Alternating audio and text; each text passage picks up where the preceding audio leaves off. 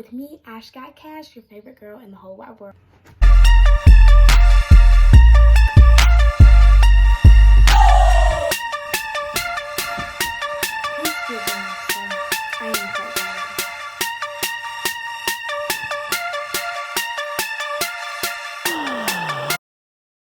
Today, I'm sure you can tell by the title, I will be talking about what it's like to be an athlete in college, and my specific college is the Howard University. I'm going to tell you guys some of the biggest differences between high school athletics and college athletics.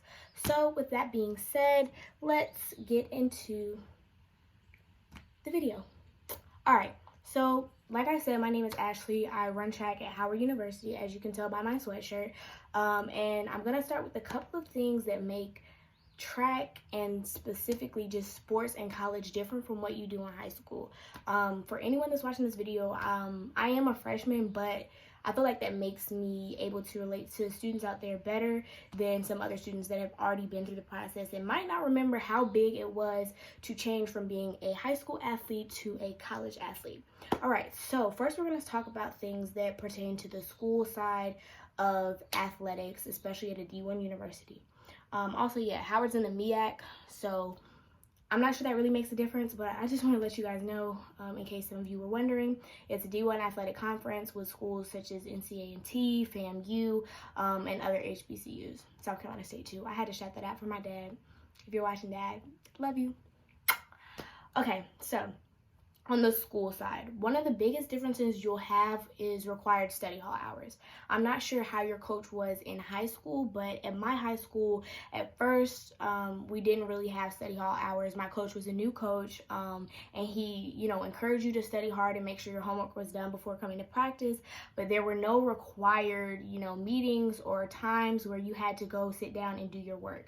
But towards the end of my senior year, he did make it a priority to, spend at least 1 hour after school in his classroom doing homework. So I kind of got introduced to what study hall was like then, but once I got to college, it got bumped up to a whole new level. So the NCAA, if you guys don't know, is what regulates college athletics, sorry, not high school athletics, college athletics, and they basically make the rules. Some of the rules include going to study hall. In my specific school, we have to do, I think the NCAA requires a minimum of 5 hours, but right now we have to do 7 hours because our coach says if someone misses their hours 1 week, all the team gets bumped up an extra hour. So 2 people missed it, so we got 2 extra hours of study hall, and here we are today. But in study hall, you typically have tutors or other people that are there to help you with your academic work. They're there to ask questions and just make sure you're actually there spending the time that you need inside of study hall. To run anywhere in high school and in college, you do have to have a minimum GPA. Depending on what state you're in, the GPA could be moved up of the minimum GPA you have to run. Yeah. So also your courses, your classes have to be planned out very strategically, and they have to be planned out strategically around competition times, around off season, around practice times, around weights, and yeah, so for us, we have practice in the morning during the off season, fall training, which we're in now, that prepares us for when we go into season. At our school, they do recommend a minimum of 15 credit hours just in case you want to drop a class, but to compete, I believe you need only 12 hours. Like, to be considered a full-time student at Howard University, you only need 12 hours, and these hours you get from your classes. So let's say you take a math class.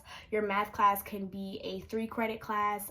You take an English class, which can be a 2-credit class, and all of the classes that you're taking have to add up to 15 credits in order for you to be eligible to compete and be listed as an athlete at your specific college. So that was a big difference. Like in high school, I'm not sure, if you guys had people helping you pick your schedule, but in college, especially doing athletics, you're going to have people that help regulate your schedule and make sure that you are on the right track to graduate and on the right track to compete. Secondly, I didn't know this until we got halfway through the semester, so it was type crazy when it happened. But they gave us these papers and they said that you have to get an evaluation from your teacher, a course evaluation.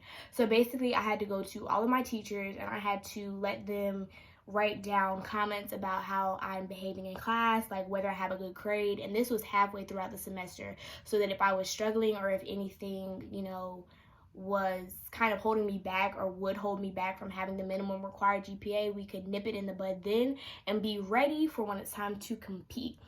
So the person that monitors this is the academic athletic counselor. At all NCAA schools, you should be having an academic athletic counselor that stays on top of what courses you're registering for, how you're doing in your classes, helping you arrange tutoring sessions and other stuff like that.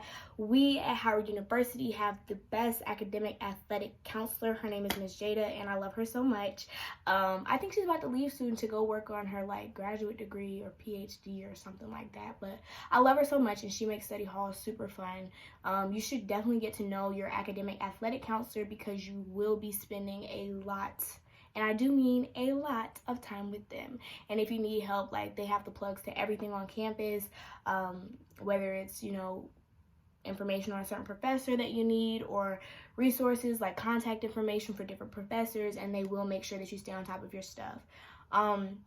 Most of this happens just because you're coming in as a freshman and they want to make sure you're acclimated well to the new environment and the climate and the rigorous pace of being a college student and a college athlete.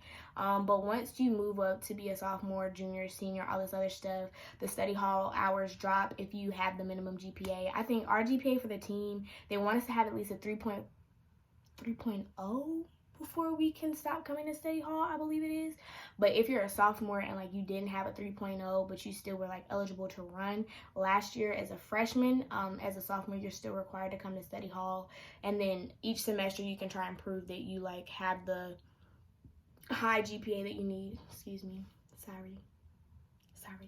But yeah, you need to make sure that you're staying on top of your academic work, because if you can't, you know, do what you need to in the classroom, you can't do what you need to do on the track, and that's just facts. So that's one big difference, especially because of the time commitment. Like, first semester, the fall semester has been kind of easy because we're not in competition season and our practices are in the morning. But like, I wake up at maybe 5:30 a.m. and from 5:30 a.m. to 9:40, I'm training from 9:40 till my classes run late. So maybe 2 to 3 o'clock, I'm in class, and then after that, I have to make sure I get 7 hours of study hall in, and this is the off season. So you need to make sure that you're making your academics a priority, and I am, because I do not want to be in study hall next semester. Well, I'm sorry, next year, because as a freshman, you have to do it the whole year.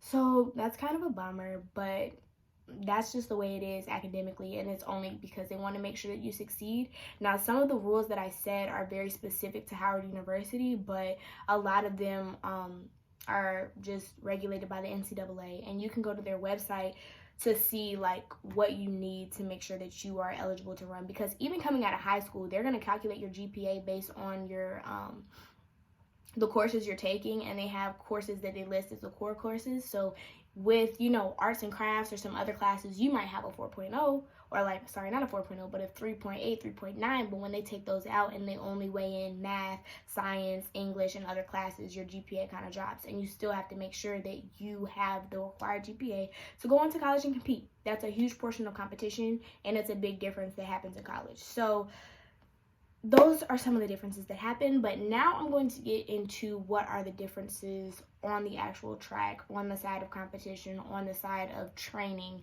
as a collegiate athlete and a collegiate track athlete. So if you're an athlete, you know, just looking for advice, you might want to stay tuned.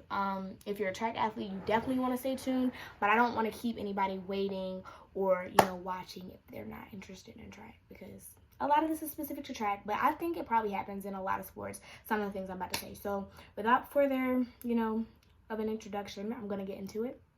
Yeah. So on the track, and I'm looking down because I have these notes because I care about you guys and I want to make sure that you are successful, okay? And you're fully informed, because these are the tools that you're going to need. These are the tools that you will need, okay? So on the track, I'm just going to say, like, your body is going through a change.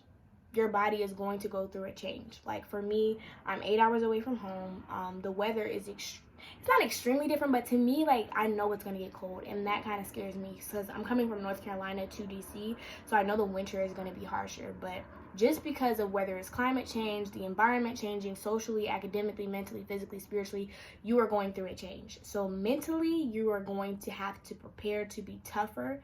on and off the track. Like, you have to be in the right mental space to go all out for a team. The workouts are harder, they're more intense, and they definitely are longer.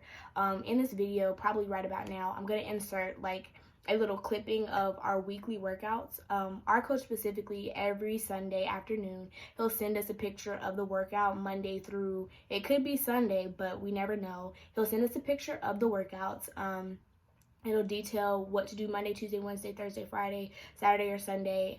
For us, we have weight room Tuesday, Thursday, and Sunday. So after practice on Tuesdays and Thursdays, we go directly to weight room. Our practice is like 6 or 7 in the morning. So we're probably in the weight room from 8:45 to like 9:10, sometimes 9:40, depending on how long you get the workout done. And then Sunday, we just go straight to weight room at 2:10, and we just, lift it out. But yeah, like, it's a very strict schedule, especially in the morning. Not all schools practice in the morning, so you might not have to worry about that if you're not a morning person, but it's a strict schedule, and you have to stay on time because, they have a goal, and to reach your goal, you have to have a plan, and, your coach is going to help you plan that out. But just saying, the workouts are harder and more intense, and you're going to have to be able to last longer because some people aren't used to going to the weight room directly after a workout. I wasn't used to that before I came to college. But in college, like, you go from a hard, intense workout, especially on Tuesdays, that's our hard day, directly to the weight room. And that's hard. Like, I'm not even gonna cap to you, that's hard. But you learn to recover quickly, mentally and physically. And it's pushing you to do the best that you can do. That's not every school, but that's our school. So just be prepared for, like, the workouts to be different because you are on the collegiate level. You're no longer in high school. All right, so for track specifically, and specifically at Howard, we separate by groups. So we have the short hurdlers, long hurdlers, and multi-event athletes. We all go together in one group. Then we have the sprinters and jumpers. They're in one group. The throwers are in another group. And then they have mid-distance. And then within mid-distance, you have the, like, sprinter distance runners and, like, the longer, slower distance runners. I'm not really sure. My friend tries to tell me about it, and I be listening, but, like, not all the way. But she be telling me about their group. Okay, so yeah, they separate you into groups. We practice at different times. As far as the mid-distance to distance runners, they compete at a different time because during the time we're in fall training, they are in competition season for cross country, and they're going to meets most weekends. But for us, we go at different times in the morning. We kind of have different workouts. Well, we do have different workouts based on the specialty of your event. And depending on the event, you're going to have a different coach. So the sprinters, the short hurdlers, long hurdlers, and multi-event athletes, we have the same coach. Jumpers are coached by someone else. And then we have a 400 group because the 400 is very special. And the 400 takes a lot of time and dedication. So they are their own little group. Boys and girls are in each group. And, when we're given our time to come to practice, to come to the weight room, and other stuff like that, we're grouped with them just because we have to do different things as different events. Like, you need to work on different parts of your body, make sure you're having everything that you need technically together, and basically also make sure that the coaches have time to watch you. Like, college track, the team grows, okay? Like, the team grows. I'm coming from a high school where there were maybe 20 of us on the track team, going to a college team where there's like 70. The coach can't watch all of us at one practice, so we have to space the time out so that coaches are able to properly evaluate everything that you're doing in practice each day and give each athlete the time and care they need. As far as Howard, I would say each group probably has about 4 to 5 boys and 4 to 5 girls and 3 to 4 boys. So 4 to 5 girls and 3 to 4 boys.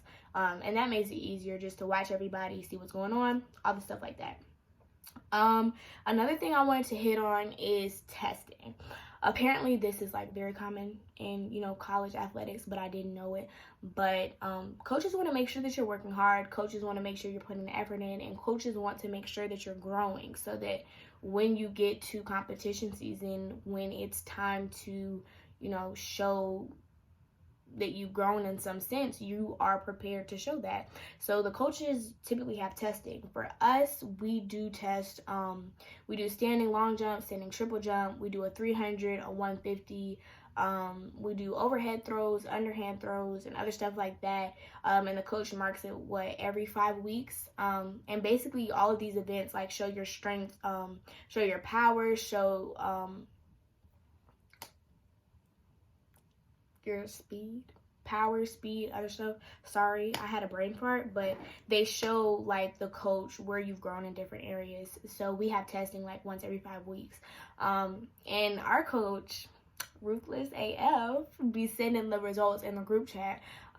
So he'll send, where everyone came at. So it is sort of a little competition on the team, like to see, where you're ranked at, what's going on, other stuff like that. Now, I've heard that other schools, after the testing, they meet individually with each of the athletes to let them know, like, what they did well on, what they've improved on, where their times, like, dropped or increased, or like what they've seen that they need to work on throughout the 5 weeks. At Howard, we don't do that, but I think that would be a nice addition. I might talk to the coach about that. But yeah, okay, cool, gotcha. That's all I wanted to say about not being on the track competing. As far as being off of the track that's as far as I had to say about the off season. The on season is completely different. I haven't experienced it yet, and so if you keep watching my YouTube channel, you can grow with me and learn with me, and I hope that you do, because I'm going to be making a lot of videos because I want to remember my freshman season, my freshman year at Howard. I'm sorry, I'm going off on a tangent, but yeah. So I've heard, and this is true because the coach has confirmed it, he said that everyone does not travel. There are very competitive meets that we go to that just don't allow the number of entries for everyone on the team to be a part of. But in addition to that, in the world of track and field, you have to qualify in certain events for certain meets. So if you're not running times that are fast enough, jumping far enough, or, other things like that, even if you were recruited, you might not get to go to every meet. That's just the truth. Like, my coach always says, this is D1 athletics. It's competitive. It's a new level, and you have to be ready to step up. So that's one thing that you have to face. As far as conference, regionals, and nationals, like,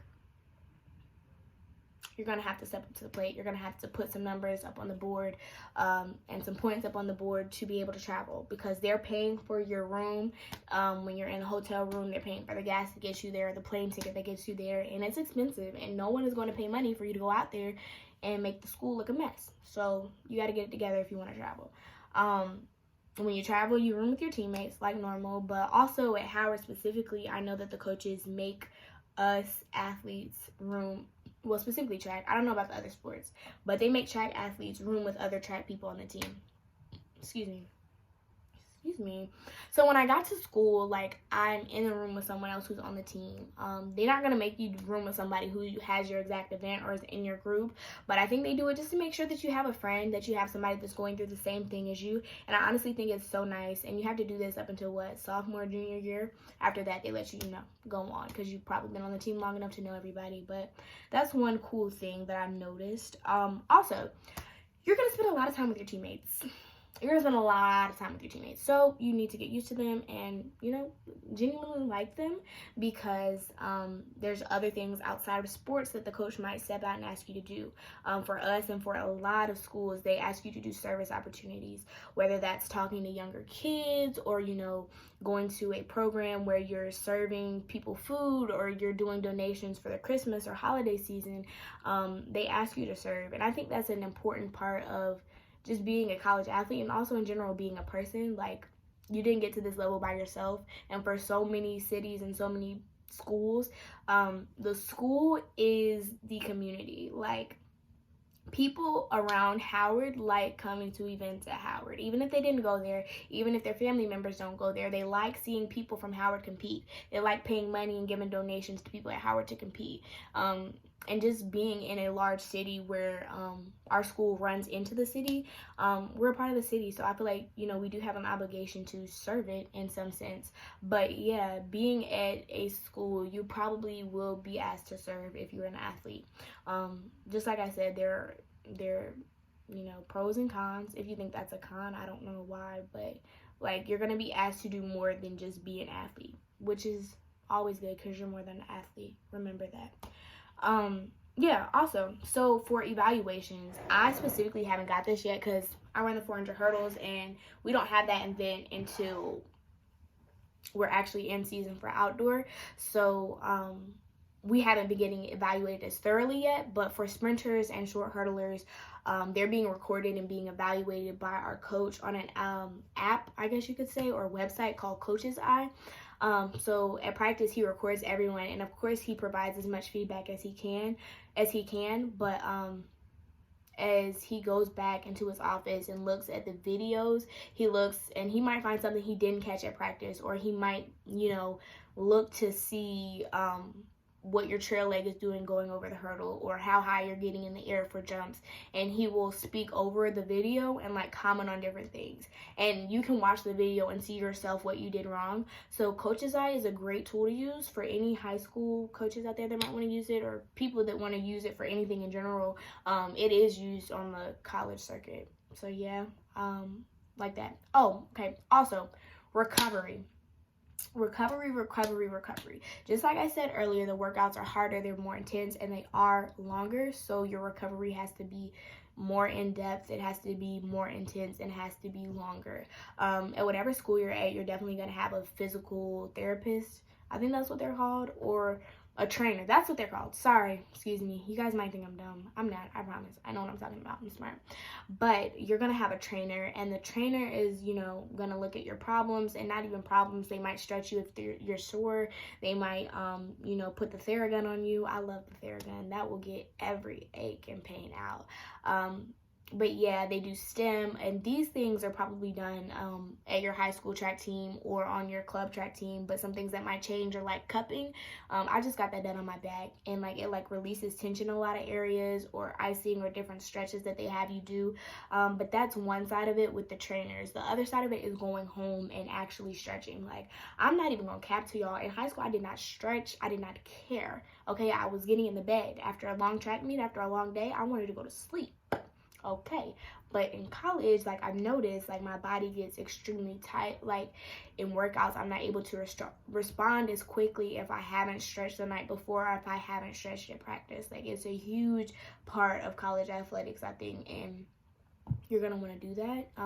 You're going to make sure that you have a stretch routine, probably a yoga mat or a video that you watch on YouTube that just helps your body ease the tension on it, because it is a huge step up. Well, for me, it's been, maybe, you've been D1 your whole life. I can't tell you. But you're going to want to make sure you do that. The last two things I'm going to say, mainly refer to other things that you would do at home or outside of track when no one is watching. Like they said, a champion is made when no one is watching, when you're by yourself. The first is diet. I'm struggling with it.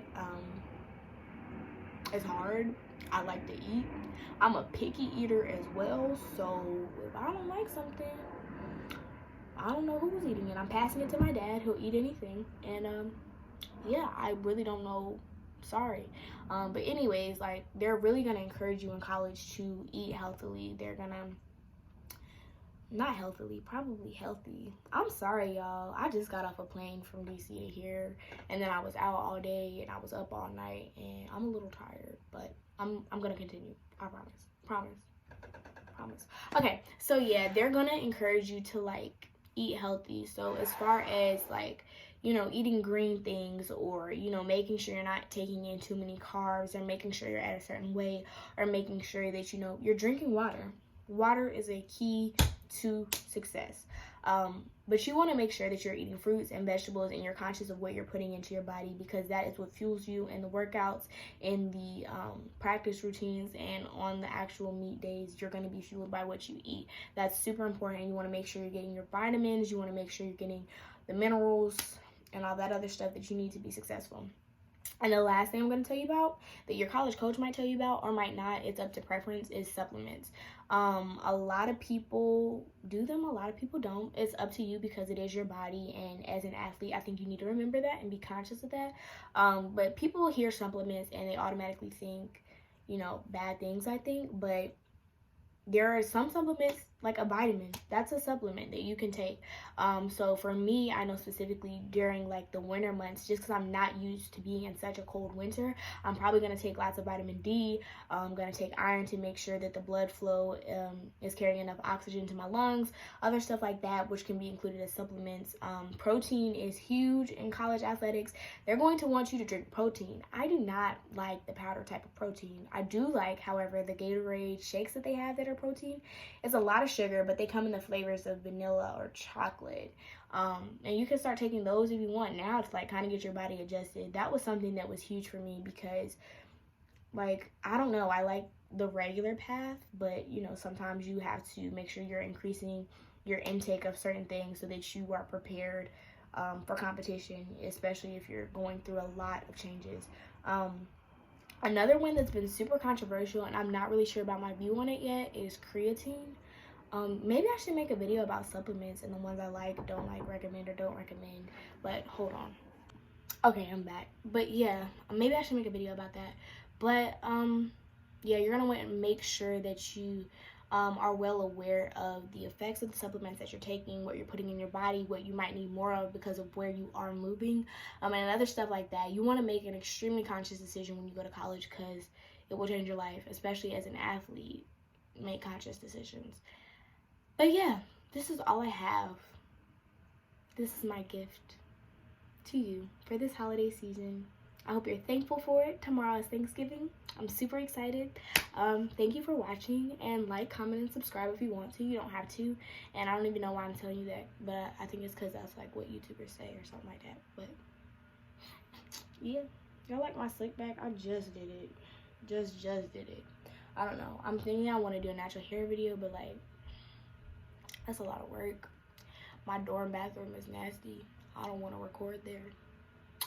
We're struggling with that, but that's the way life goes. You know, you learn so much in college. Okay, bye.